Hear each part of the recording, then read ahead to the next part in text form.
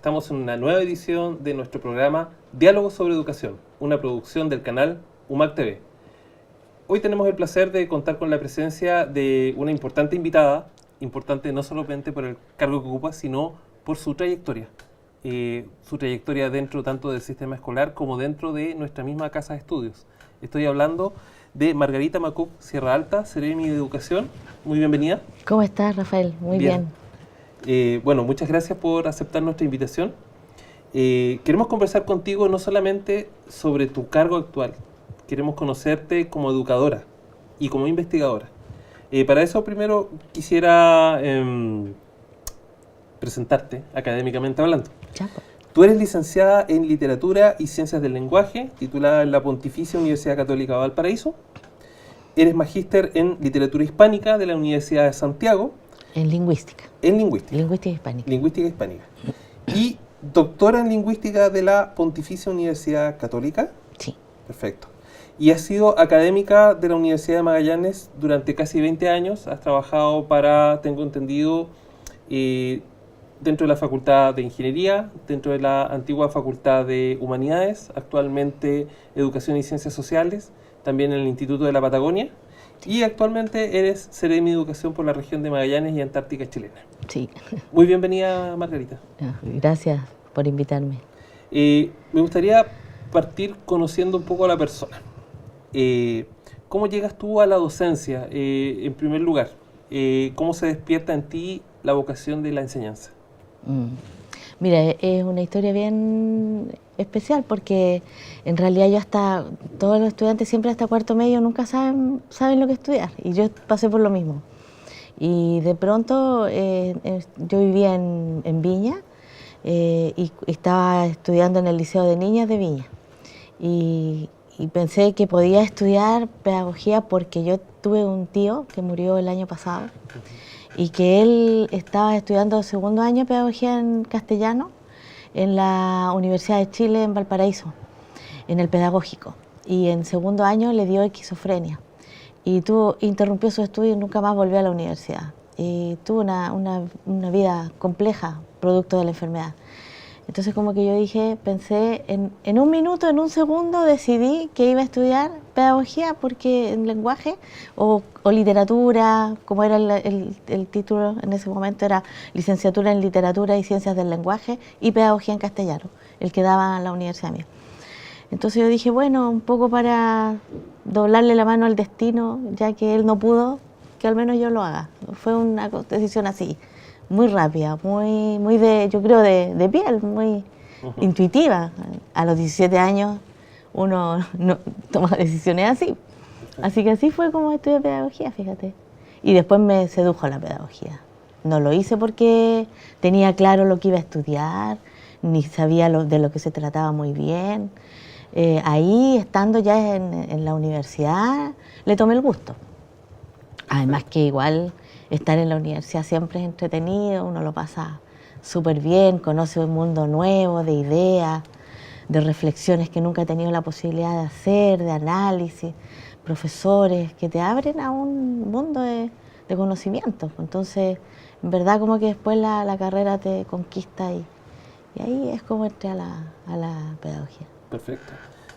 Respecto a la especialidad que elegiste, vinculada a la lingüística, ¿cómo descubriste tú este mundo y elegiste especializarte en él?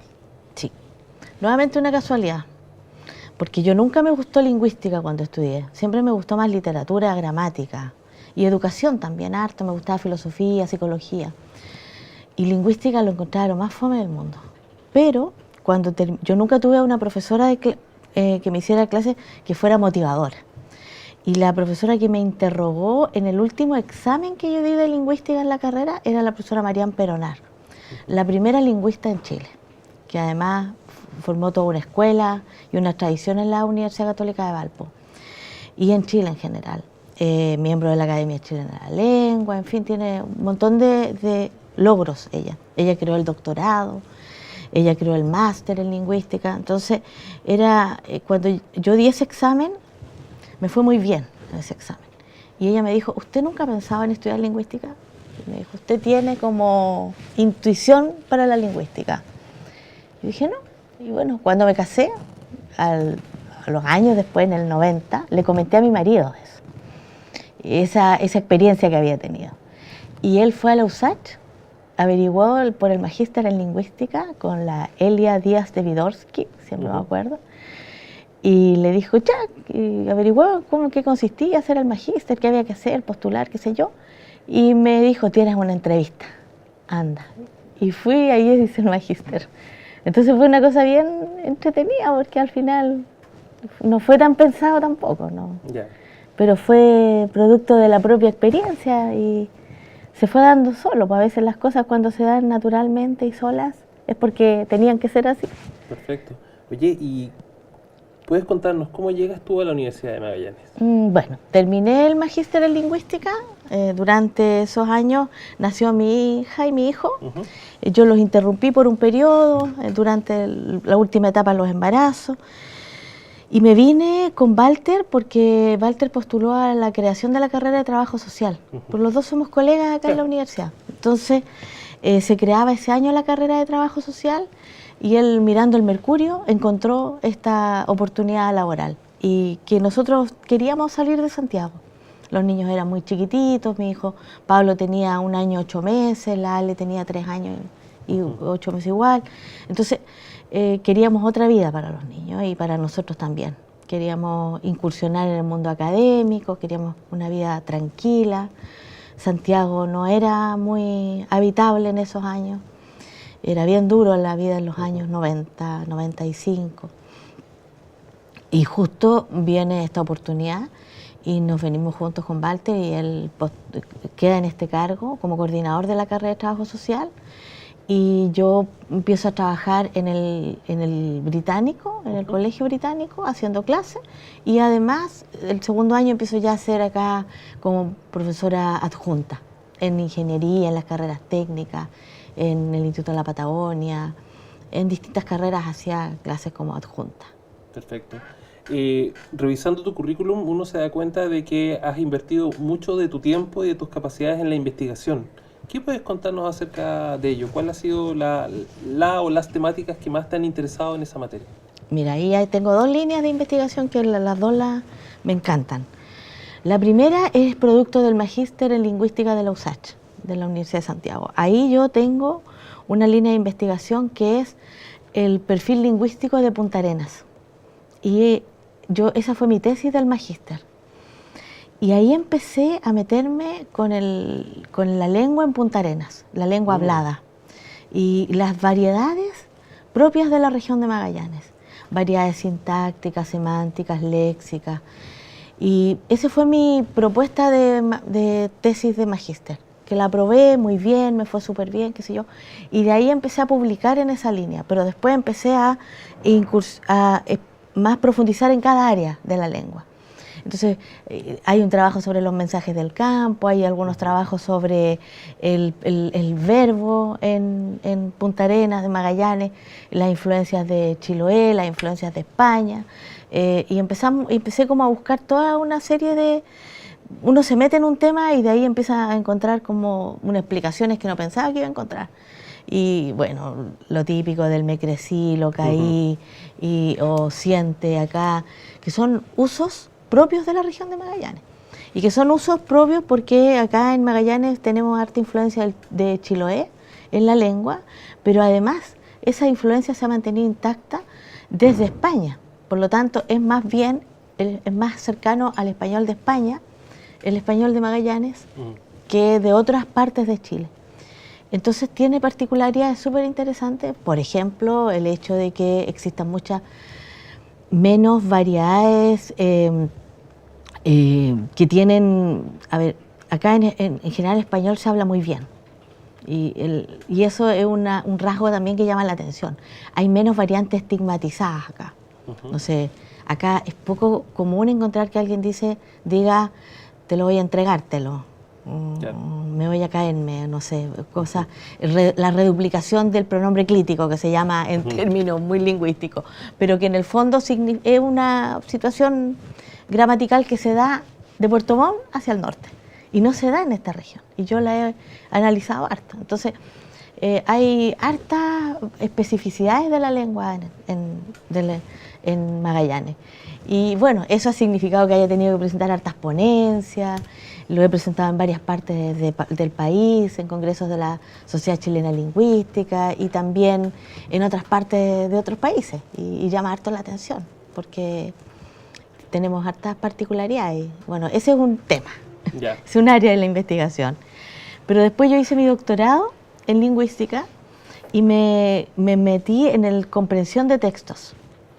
Y mi tesis del doctorado es teorías implícitas de los profesores acerca de la comprensión de textos. Entonces me fui a un área que es la psicolingüística y que ya estoy más vinculada ahí con educación, porque en educación hay un grave problema a nivel nacional y que todo el mundo lo comenta, y no solo a nivel nacional, en el mundo entero se ha visto que la comprensión textual es una tarea compleja de abordar y que no siempre los resultados que se obtienen son satisfactorios. Entonces yo siempre tuve esa preocupación, porque también yo había hecho clases en el liceo, en la enseñanza básica. Yo hice clases desde quinto básico cuando trabajé en Santiago hasta cuarto medio, en liceos municipales, en liceos subvencionados, en colegios subvencionados, en colegios municipales, en escuelas públicas de todo tipo, privadas también. Y en todas partes ese problema es transversal. En la universidad igual, la comprensión textual igual es un problema en la universidad, en los estudiantes universitarios. Entonces yo dije, bueno, acá lo que me interesó fue, desde el área de la psicolingüística, de los procesos de comprensión y producción, quedarme con comprensión, pero más bien desde la perspectiva de la sala de clase, situado de cómo se da la realidad del profesor. Entonces, ¿cuáles son sus representaciones respecto a la comprensión de texto? ¿Qué piensan los profesores respecto a la comprensión de texto? ¿Qué creen ellos que es comprender un texto? ¿Cómo creen que se puede abordar la comprensión en la sala de clase? ¿Cuáles son las dificultades para trabajar la comprensión de texto en la sala de clase? ¿Qué piensan ellos de un alumno? ¿Qué es para ellos un buen comprendedor? ¿Qué es para ellos un mal comprendedor? ¿Un buen lector? ¿Un mal lector? Entonces, hacer esas preguntas. Ahí tuve mi tesis del doctorado, que fue comprensión de textos desde las representaciones de los profesores. Y teoría implícita, porque en general las teorías implícitas es una línea de investigación que se trabaja en España.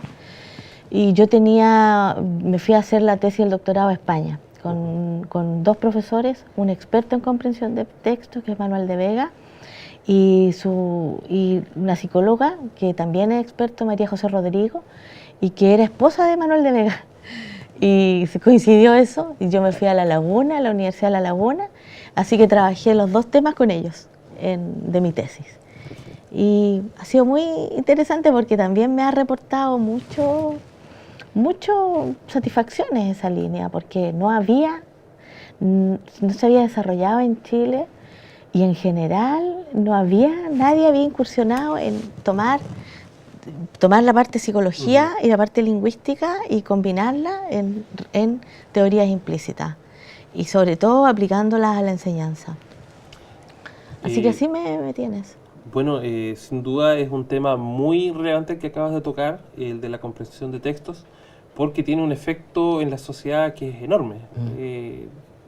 De partida, vemos, por ejemplo, que las redes sociales amplifican muchas veces la desinformación. En vez de, digamos, aclarar dudas, a veces las acrecienta, y las personas muchas veces no están preparadas para recibir tal catarata de textos, de noticias. Sí, y sin duda es un tema a considerar desde el punto de vista de la educación. Sobre eso podemos pasar ya a tu trabajo actual, que es la Seremía de Educación de la región de Magallanes y Antártica chilena. Cuéntame, ¿cómo ha sido el paso de ser una docente, académica, investigadora, a ser una gestionadora de la educación a nivel regional? Fue un gran paso, fue interesante. Mira, la verdad es que yo igual había trabajado con proyectos de educación superior.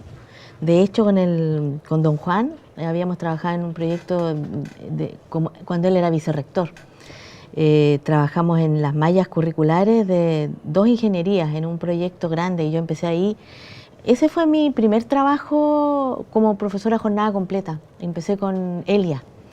Ahí yo postulé para ese proyecto RINAC, que era el rediseño de 2 carreras en 5 universidades en Chile, y era el rediseño de ingeniería informática e ingeniería comercial, para adaptándose a los nuevos tiempos y a los nuevos requerimientos. Las mallas curriculares, ahí estuve trabajando en ese proyecto por lo menos 4 años, con Elia Mella y con un equipo grande de académicos de las 5 universidades de Chile. Ese fue un trabajo más vinculado a la gestión. Yo creo que por ahí me fui acercando un poquito a la gestión y a la organización, a la coordinación, a la necesidad de llevar a cabo un proceso. Son procesos que uno tiene que ir implementando, ideándolos, creándolos, evaluándolos.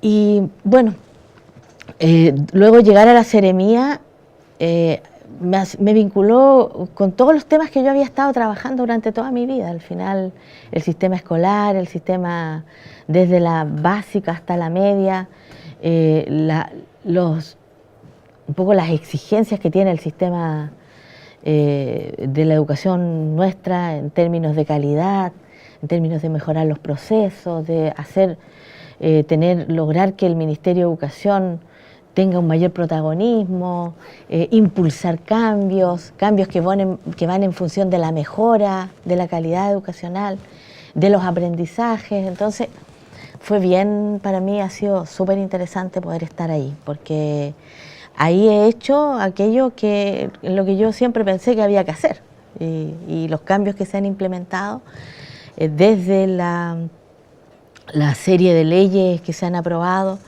y todos los proyectos que ha significado mejorar la calidad de la educación, hacer un cambio estructural, sistémico, que eran también cuestiones en las que uno creía harto, porque nosotros, desde que se produce el cambio en Chile de la educación, cuando se traspasa a la educación, a los sostenedores, cuando el rol del Estado y del Ministerio de Educación se disminuye y se traspasa a otros la tarea de educar, y a las corporaciones, ya sea sostenedores municipales o privados, cuando se produce la privatización de la educación en Chile, cuando las universidades comienzan a ser ya con financiamiento de las familias. Todo eso eran procesos en los cuales uno siempre estuvimos muy cercanos, y estuvimos trabajando mucho en distintos ámbitos y digamos en distintas situaciones, contextos, desde la movilización hasta la organización del Colegio de Profesores, la GECH, en sus años que yo participé también en Valparaíso. Como estudiante también yo fui dirigente estudiantil en la Universidad Católica de Valparaíso, y desde allí nosotros veníamos levantando estas demandas. Entonces, llegar aquí, y bueno, después como profesora, viendo lo difícil y lo terrible que era trabajar en un esquema de una educación que estaba totalmente deteriorada, en donde los recursos no iban para mejorar la calidad de la educación. Todos trabajamos en colegios donde en pésimas condiciones, el sueldo del profesor, yo llegué a ganar 500 pesos la hora, eso eso es parte de la experiencia. Y trabajando en colegio subvencionado en Santiago, ganando poquito más que el sueldo mínimo, trabajando más de 55, 60 horas a la semana, y esa era la realidad de todos mis colegas. Entonces esa realidad tan injusta que cada vez empujaba más a que los profesores se salieran del sistema, que los sueldos eran realmente de hambre, donde los colegas ahí trabajaban 3 colegios, 3 establecimientos, o sea, ¿te acuerdas tú que se hablaba de los profesores taxis? Sí. ¿Te acuerdas de esa metáfora tan terrible? Bueno, entonces, todas esas experiencias también ayudan a que cuando estoy ahora en esta experiencia, en esta situación de la Secretaría de Educación, y se plantea cambiar y modificar estructuralmente de raíz esa realidad, yo realmente doble motivación. Mucha motivación, porque realmente me parece que el cambio que se ha provocado durante estos 4 años en educación es lejos del cambio más profundo que se ha hecho en los últimos 40 años. Tú has tocado un tema que toca otros temas, que tiene que ver con demandas de sectores bien específicos dentro de la educación, estudiantes, por otro lado, que desde 2011 han estado, o 2006 incluso, hasta atrás, Sí. han estado en la calle exigiendo reformas estructurales. La gratuidad es solamente uno de esos temas, podemos ahí después tocarlo. Por otra parte, el Colegio de Profesores, que demanda, digamos, una reforma a la carrera docente. Tú has pasado por todo esto y ahora estás en un lugar en donde debes recibir, conciliar y a veces incluso hasta rechazar estas demandas. ¿Qué ha significado para ti eso en lo profesional y humano, el cómo aquilatar las demandas, las necesidades y los recursos existentes? Claro, eso es estar en una posición de autoridad, siempre implica asumir los cambios y las propuestas en su totalidad y defenderlas. O sea, porque de partida yo asumí y acepté este cargo por el compromiso de la presidenta Bachelet como reforma de educación, por su reforma a la educación. De hecho, yo no habría estado en otro momento en defendiendo cosas en las que yo no creía. Eso sí lo tengo muy claro. Yo no lo habría asumido nunca si no hubiera habido una reforma educacional como la que había. Yo me motivó mucho la reforma educacional, la conocía muy bien, yo había trabajado, de hecho, con académicos de la Universidad de Chile, con Roxana Pey, con Manuel Riesco, justamente en la etapa de las movilizaciones 2006, 2011, estuvimos trabajando en el tema de reforma de educación y el estar acá era cierto porque había una convicción plena y de que eso era lo que había que hacer en Chile. Evidentemente que siempre hay sectores y siempre lo habrá, porque así son los movimientos sociales, que tienen más exigencias y eso es natural. Y yo, que también he participado en movimientos sociales estudiantiles, nosotros en los años 80 empezamos cuando se privatiza la educación en Chile, en el año 80, el año 81 nosotros estábamos exigiendo educación gratuita, o sea, esto no es nuevo. Entonces, y yo estuve ahí también y estuvimos exigiendo derechos a almuerzos, derechos a base escolar, bueno, en dictadura derecho a participar, a tener federación, etcétera. Entonces la movilización yo la valoro enormemente porque creo que es el motor de los cambios. O sea, los cambios no se dan por decreto, ni se dan por la voluntad de una persona. Son cambios sociales, se dan por movimientos sociales. Así se han logrado todos los cambios y progresos en la humanidad y en nuestro país particularmente. Se recuperó la democracia producto de la movilización social, producto de costos humanos, etcétera. Y todos sabemos eso y eso es una experiencia de vida. Entonces, cuando uno tiene esa experiencia de vida y sabe que así son los cambios sociales que apuntan al progreso y a la dignidad, uno tiene que ser también consecuente con eso. Entonces, estando acá, yo no puedo sino valorar las propuestas, pero mantenerme fiel al programa de gobierno de la presidenta, intentar conversar mucho, acceder, estar siempre disponible para recoger todas las inquietudes. Esta reforma educacional ha sido muy participativa, hemos tenido muchos espacios de participación, hemos tenido muchas conversaciones y eso es muy importante. Y yo creo que eso se tiene que mantener. Ningún cambio puede ser, por muy bueno que sea, a espaldas de la gente, ni a puertas cerradas. Y esto, aquí ha habido un proceso de mucha conversación, mucho. Lo hemos discutido hemos tenido encuentros como Seremía, como Departamento Provincial. Bueno, tu papá también trabajó allá y él estuvo y participó activamente de estos encuentros. Rubén Cheuquelaf, colega que nos ayudó mucho en la primera etapa de la implementación de la reforma, pero todas las personas que están trabajando con nosotros en el marco de la reforma educacional tienen todos muy claro y porque ese ha sido el esfuerzo desde el Ministerio de Educación de abrir todos los espacios para conversar y discutir con los parlamentarios, con las autoridades, con los estudiantes. universitarios, secundarios, con los colegas, con los profesores directamente, los centros de alumnos, con los consejos de profesores. En algunos lugares nos han tratado re mal y hemos tenido así como una pelea intensa, sobre todo en el periodo de la carrera docente. Fue bien duro. Estuvimos acá en un foro donde, sufrimos, nos dieron fuerte, pero uno no puede tenerle miedo a la gente, pues no puede menos le voy a tener temor a un colega, o sea, claro, somos del mismo grupo, entonces estamos en distintos lugares nomás, pero yo creo que han habido muchos espacios y eso ha sido bueno. Ahora, no, como tú dices, no todos quedan contentos y eso es natural. Eso no podría, nada en el mundo, todo el mundo queda conforme. En la casa, cuando uno toma una decisión, más de alguien no queda conforme. En la familia, en el trabajo, es así. Esa es parte de la realidad, hay que aceptarla. Perfecto. Hay otro tema que me gustaría tocar que tiene que ver con lo que se ha llamado temas valóricos. Tuvimos hace unos días nomás en Santiago circulando un bus autodenominado Bus de la Libertad. ¿Ah? Y sus partidarios esgrimían su disconformidad con lo que ellos dicen es una agenda dentro del gobierno para legitimar ciertas prácticas sexuales. ¿Ah? Específicamente se referían a un instructivo del Ministerio de Educación para tratar el tema de los niños trans.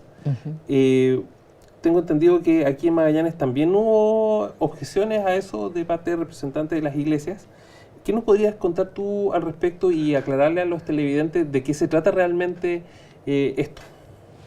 Mira, la verdad que desde el Ministerio de Educación se ha planteado una ley de inclusión. Yo creo que no podemos entender esto en el marco de lo que es la inclusión, los procesos inclusivos. Acá la ley de inclusión, por una parte, señala que no se puede seleccionar a los estudiantes, no se puede discriminar. No se puede, el copago va a terminar progresivamente y los establecimientos educacionales subvencionados que reciben aporte del Estado no pueden lucrar con esos aportes, sino que todas las utilidades deben ser reinvertidas en mejorar la calidad de la educación, el proyecto educativo, plan de mejoramiento, etc. Entonces, en ese contexto, nosotros vamos transitando hacia una sociedad realmente inclusiva y este es un cambio cultural que tenemos que empujar desde la educación. El proceso más importante de los seres humanos de socialización en valores es la escuela, el jardín, la escuela, el liceo, la universidad.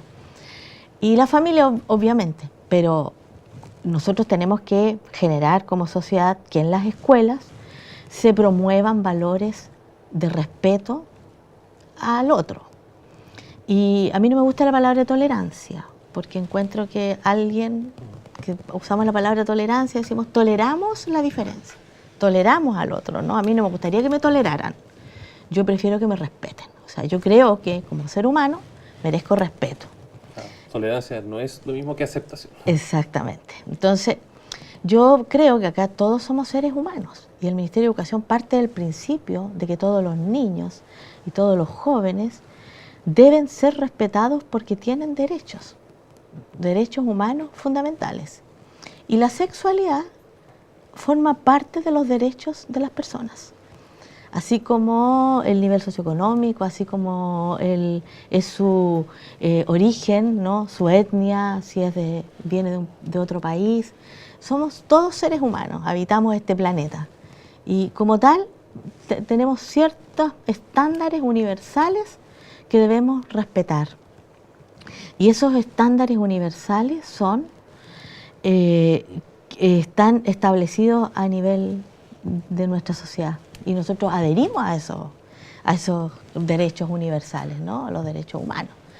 Y por lo tanto, los niños trans y todos los niños que van a los establecimientos